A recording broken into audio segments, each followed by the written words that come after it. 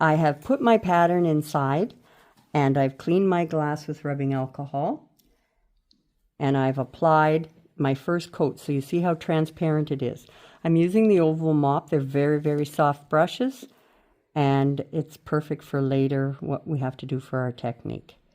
But you see that I'm using the flat of the brush to apply my paint. So I want to put that paint on, allow it to dry, or I blow dry it with my heat gun or blow dryer. Clean this off.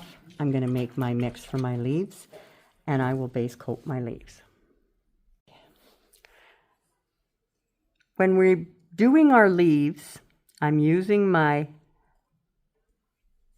soft mop, and you see I'll just turn to the tip. I'm not concerned that I'm getting on the flower. We do touch the flowers up after. The important part, and you see how I'm barely pressing, that's important. Now you've got your photo to see that this little spot here is empty, and so is this. So we're looking at our stem being through here. If you overpaint, it doesn't matter. It's not a big ordeal, because what ends up happening is you can use your little X-Acto knife. See, I can do that to kind of make sure I have no ridges on my flowers where my green ends.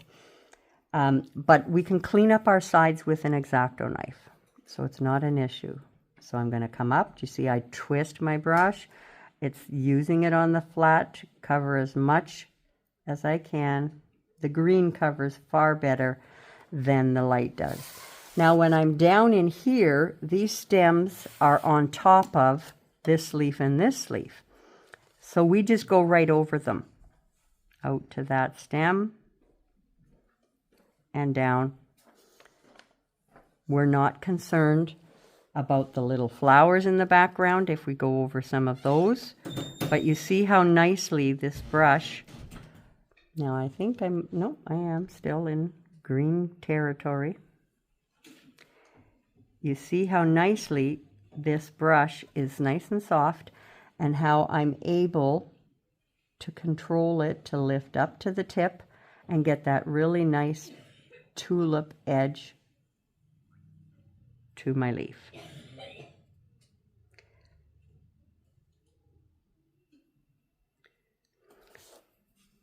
So it doesn't take long to apply your first coat. And again, I'm covering over those little flowers that are on there.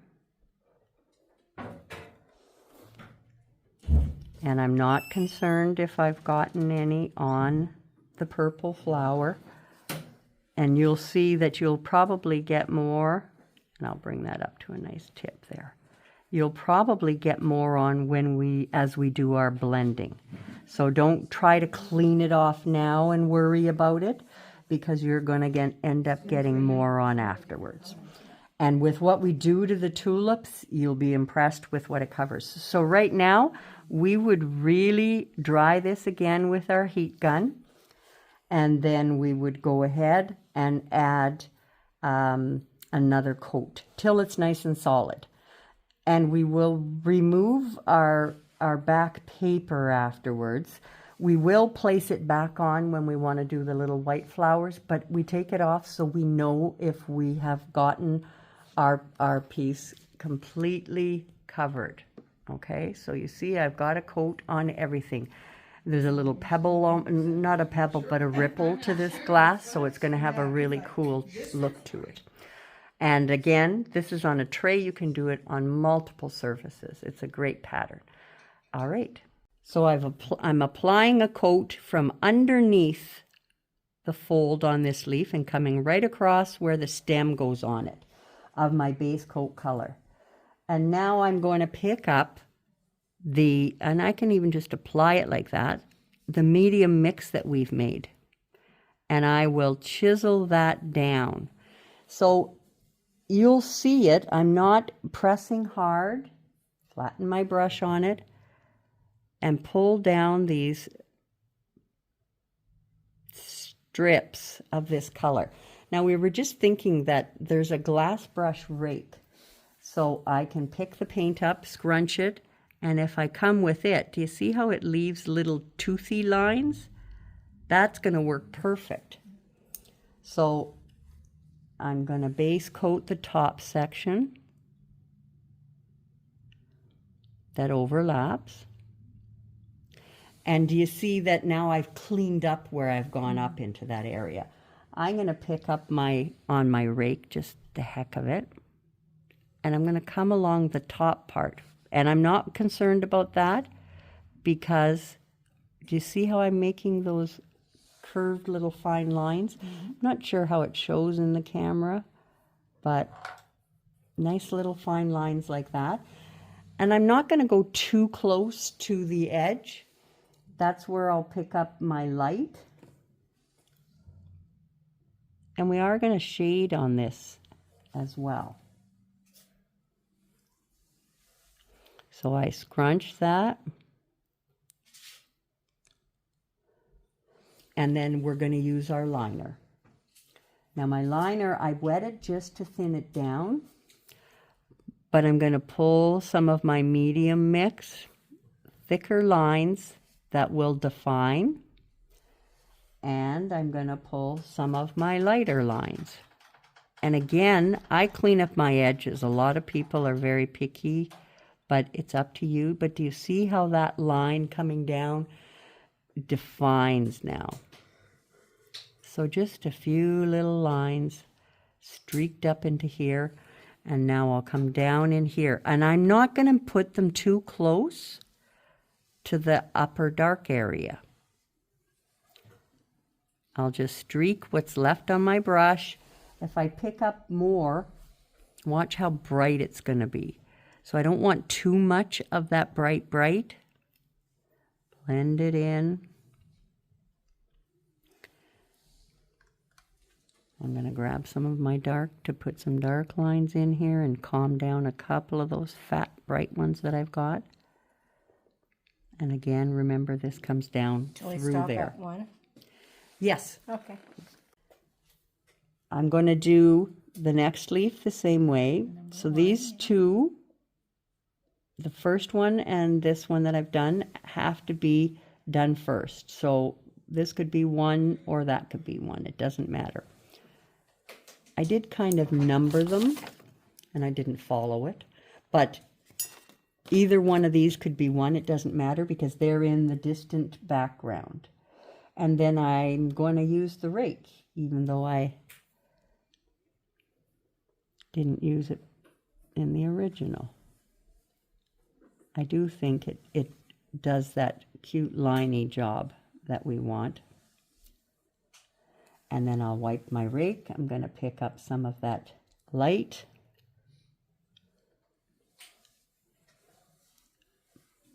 And I'll come along with those. And then I'm going to use my liner and apply. And I am not pressing. That's the very important thing. So I take the liner and some of the medium and I'll come through. And we'll have a few nicely defined lines. And then I'm going to dip the liner, dirty liner, into the light. And we'll kind of crisp up the edge of our leaves, so that one side is brighter. A few little lines in there. And we know that stems and everything are going to be crossing all of this. So it's not a big deal. But it helps you to clean up your edges so you don't have as much to scratch off afterwards, if that's the term we're using. So the more you kind of play with and crisp up those edge lines, the less work you have to do after in your cleaning up. And you just want to have a few places brighter that cast some shadows in some places. Okay, so does that help? All right. And so then I would do these two leaves next and this big one here down the middle, him last. So it'd go here next and here next. But I would dry it because when it's on something like this, you're rolling it and turning it, so it's going to get messed.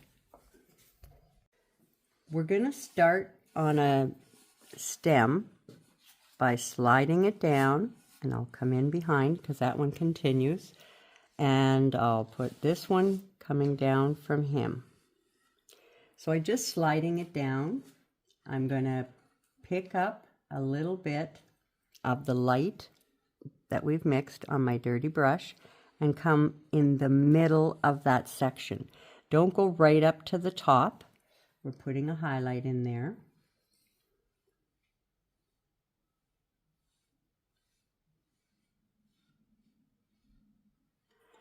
And I'll do all the other ones after, but once we do that,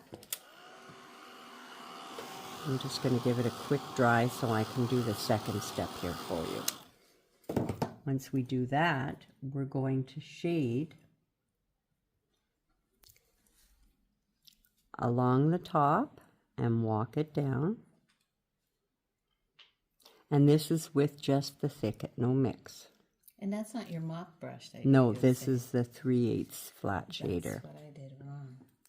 I tried to use the mop and I thought, this is going so not good. So we shade along there, walk it down. Up here, same thing. I don't know if I'm keeping it under the...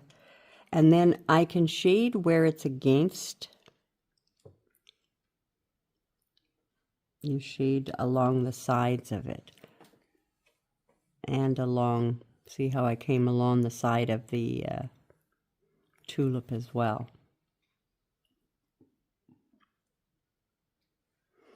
So that pops that stem up a bit more. So it'll lift it right out. If you're not sure where you want your stem, you can kind of do it by doing your shading first if you want. So I could shade down the sides. So it's pre-shaded, and then go ahead and wet coat with the base coat of the stem color. Pick up a little of my light, highlight, and come down in the middle again. And then I'll shade up top again. So that's what we do for our stems. And I'll shade under here. I may as well show you that one as well before I let you go. Good try escaping, Mary. So we're shade like so, and I'll also shade along the top part. So you see how that, well, that would have been good under the camera. Shade like so under the flip, and then along the top of the flip, so that it makes that curve show up. And then this is tucked under those leaves, so we do that same thing like we did on the top of the stem. Shade and walk it up a bit. Alrighty. What we're going to do for our flowers is apply a wet coat of our base coat color. So I've got a coat on there. Remember, you're not pressing hard. I'm going to take my dirty brush and I'm just going to tip it. I'm going to pull this palette underneath here. I'm just going to tip my brush into that. And I'm going to scrunch on the palette. And then we're going to, and it depends, but we're going to start with our brush. Do you see how I've turned it on the angle? Get a bit more. I've brush turned on the angle and pull down a bit. And then pull down. One petal is in the middle, so you see how it scratches and comes down with those fine little lines. And then while I have just a bit left on the top, I'll pull that little one up top so that it's not overpowering and too much paint on the brush. Now I'm going to tip that same brush, scrunch, dirty brush, into warm white, and I'll pull a little bit of a highlight onto these. I'm not trying to pull it as far as I pulled the first one. And we are going to be shading on this as well. So we'll shade after it's dry and shade in there. So we shade to separate our petals. So you'll continue. We want to go one flower at a time because we're wanting to wet coat. So I'll just do another one here for you to see again. Load your brush and apply a coat of the base coat. And I'm not being cheap and chintzy with the paint. I'd like that paint to sort of stay wet, right? So then I'm tipping my brush into the paint, scrunch, brush up on the chisel, swipe. And if you lose that oomph, now I'm doing this one the same way I did that last one, but I could flip it and go the opposite. I've got a little left on the brush here to do up top. And then into the warm white.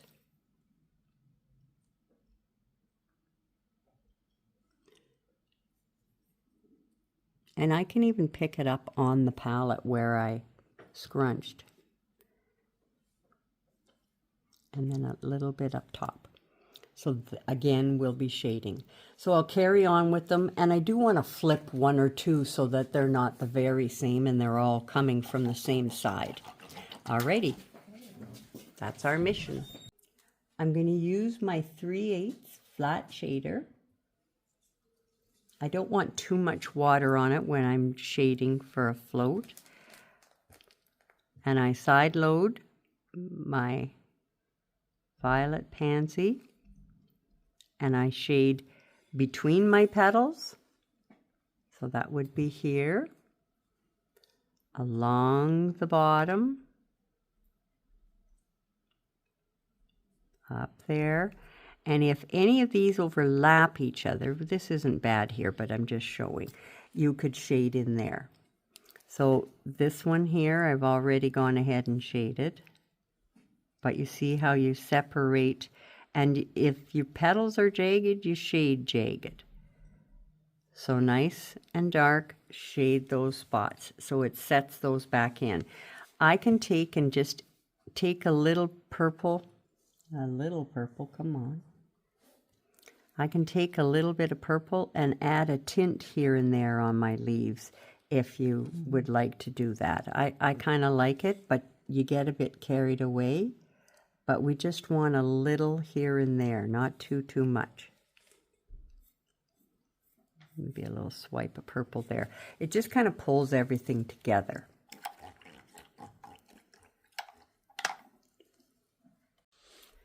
We're going to load a number 4 filbert in the clear medium, and then I'm going to side load in the warm white.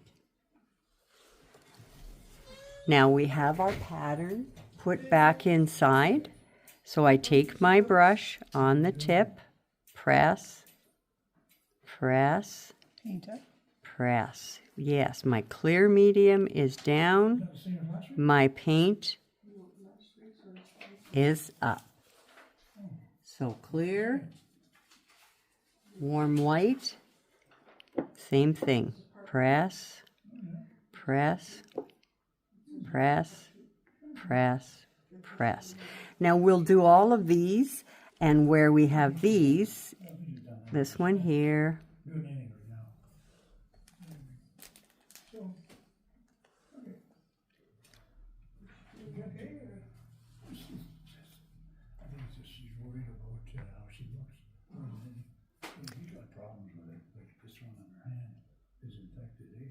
so we go all the way along. See how I've got them on top. Now you can look at your colored picture, or you can say, oh, I want to put 2 or 3 here. I turn my brush so that my paint is up and my clear medium is down. And I'll just continue putting on as many as I would like. Following your picture as a guide, if you like. But these end up, as they dry, a little more sheer looking. They're very delicate.